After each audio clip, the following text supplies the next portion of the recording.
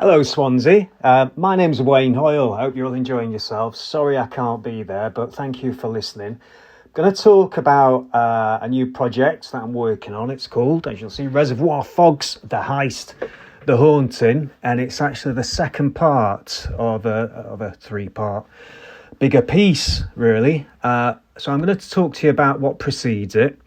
And then following this, you'll see a short video, which is a bit of a trailer then for the main bit of part two, if that makes sense.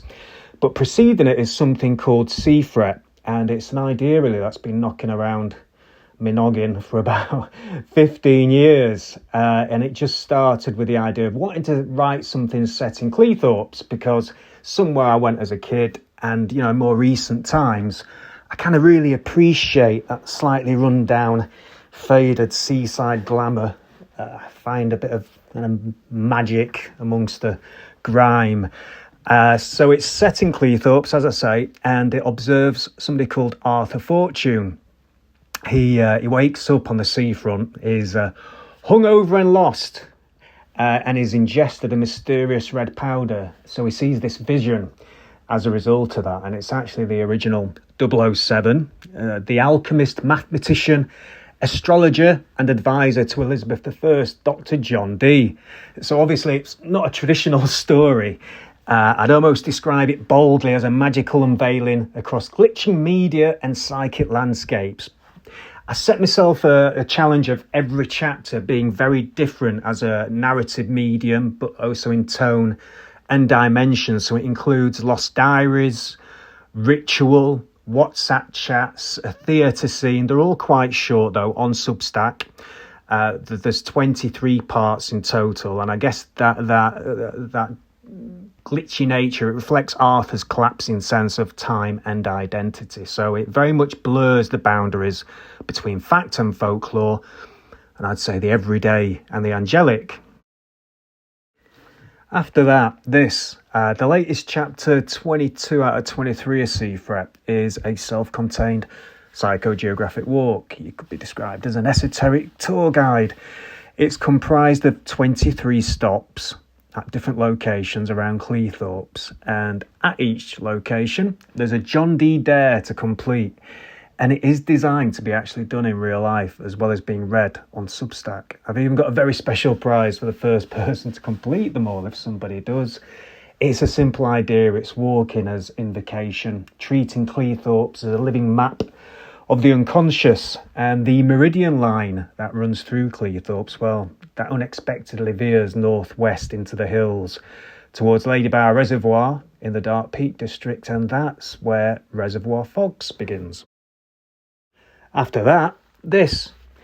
So for those of you that don't know, beneath Ladybower Reservoir are the vanished villages of Derwent and Ashopton that were flooded in the 1940s. And but some people have said over the years that they can still hear church bells from the demolished church ringing on cold nights. In addition to that, there's many people who independently, without knowing each other, have also described seeing the church spire rise through the fog long after its demolition. And for me, that's where it becomes personal. I'm one of those people who've seen it. I reckon it was in about the early to mid 1980s. And I've spoken to friends and many others who've reported a similar experience. But I've actually raised it locally recently, and I'm met with a very angry reply. I'm just told, it was demolished. And I'm like, yeah, I know. But I said, well, why do people keep seeing it? I'm like, no, it was physically demolished. I was actually rudely, I think, being accused of being inflammatory, spouting mumbo jumbo, and called deluded just for bringing it up and mentioning it, just for asking that question. But I guess that's precisely the territory that the project, it sort of inhabits what I'm going to call the thin true line between faith and fact. And I think the reappearing spire, it can become a metaphor for psychogeographic memory. So it's in that sense that Reservoir Fogs is both the heist and the haunting. It's the theft of land and the ghosts that are returning to correct the record. So Arthur Fortune, he's still dazed from Cleethorpes, is drawn there but is rebooted as Arthur D. Clarke. And he's followed the meridian through fields and fog, and he's trying to understand why the line refuses to stop where maps say it should. Ladybar is actually going to be the first of 23 mysteries in the Dark Peak that he's going to investigate. So he's moved from the chaos of the coast to the stillness of the peak, from bright lights to deep time. And as he does, we start to realise that the same angels that we found whispering over Cleethorpes, they're actually also speaking under Ladybower. So every landscape is a continuation of the last one, and every revelation we're going to find is a doorway to another mystery. And finally, after that, this. And after that, well, you're going to have to follow Arthur into the mist to find out. So thank you again for listening. As I say, there's going to be a video of about 8 minutes. It's going to be in the voice of Arthur. Again, a sneak preview. And the full piece, still working it out, but it's likely to unravel on a combination of Substack, and I'm going to try TikTok as well. Going to be out there, up and down mountains over the coming weeks and months. So again, have a great time. Thank you. Enjoy.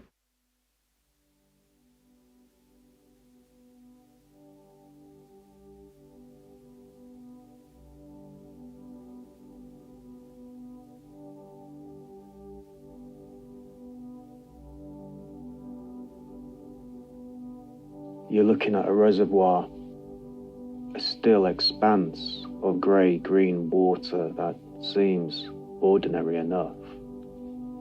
But beneath it lies a drowned world. 2 villages, Ashopton and Derwent, deliberately sacrificed in the 1940s so the cities could drink. People watched their homes, their chapels, their fields vanish under the rising flood. Whole lives swallowed. And yet, the past, it's never fully gone. Here at Ladybower it surfaces, sometimes in dreams, sometimes in stories, sometimes in the spire. The church of Derwent was demolished before the valley filled, but its spire was left. For years, it rose out of the water like an accusatory finger, sometimes pointing skyward, sometimes appearing upside down in the water like a compass gone mad. Eventually they blew it up, calling it dangerous. But you know how memory works. People still see it. Reflections without a cause. A shape in the mist. A shadow in their sleep.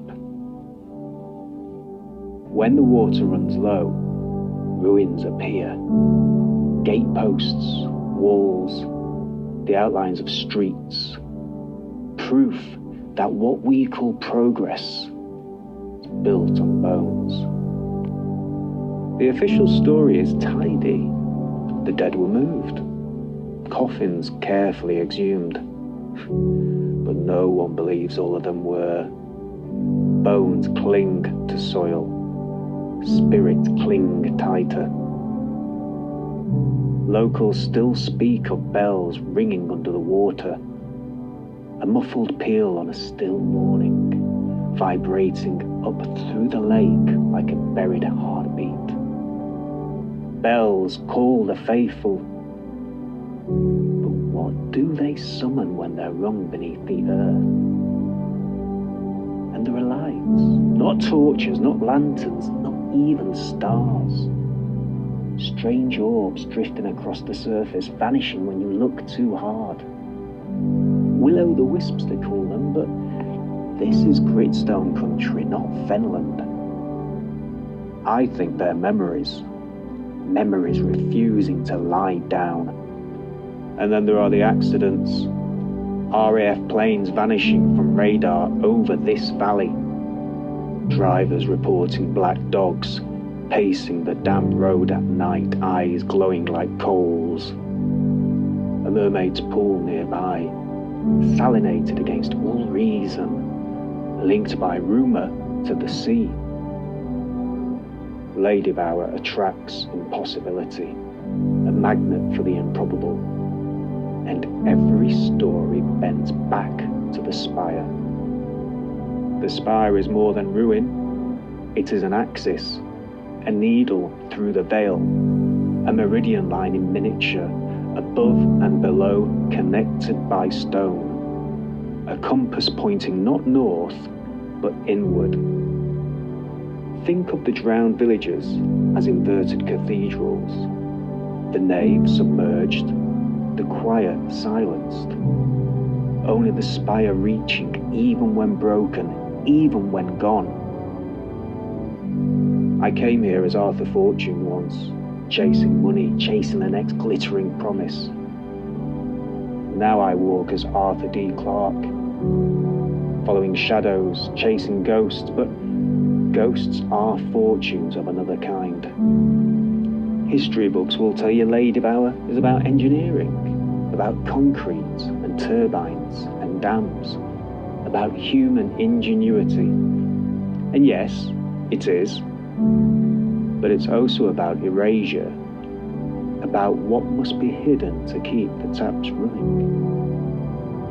These waters cover not only villages, but lives, generations, births, deaths, marriages, Sunday meals, arguments in the pub, all swallowed in silence. The silence, it's a dangerous thing. It leaves a residue. Sometimes, when the reservoir runs low, people walk out onto the uncovered remains, the outlines of cottages, gateposts emerging like teeth from the mud. I walk there myself, and it doesn't feel like ruins. It feels like trespass, like stepping into a place that doesn't want to be disturbed. That is Lady Bower's paradox. It's a mirror of absence, a place where what's been erased still insists on being seen. John Dee, my namesake in part, once glazed into a black mirror to contact angels. I can't help but feel Lady Bower is another mirror, darker, deeper, a water that reflects more than it shows. When you walk here, you don't just see yourself. You see your shadow, the drowned half of your soul. If you stand here long enough, you'll feel it. The sense that something below is watching. Not hostile, not friendly, just patient, waiting. The gate, a submerged doorway between worlds. To walk the edge of Lady Bower is to walk a threshold. Part of you above, part of you below.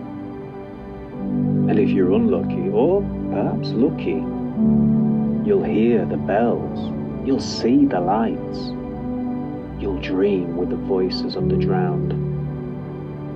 That's why I've come, not just to tell you about the reservoir, but to listen, to be listened to place myself between the spire above and the bones below. Lady Bower is not only water, it's memory, myth, mirror. It's a place where progress drowned its own foundation stones and where the past rises in a way, shimmering through the mist. This valley is both wound and monument, both grave and altar, both ordinary and impossible. I am Arthur D. Clarke, and I'm telling you now, the spire's not gone. It remains in stone, in water, in dream. A compass that points not north, but deeper. Arthur D. Clarke, signing off, but never finished.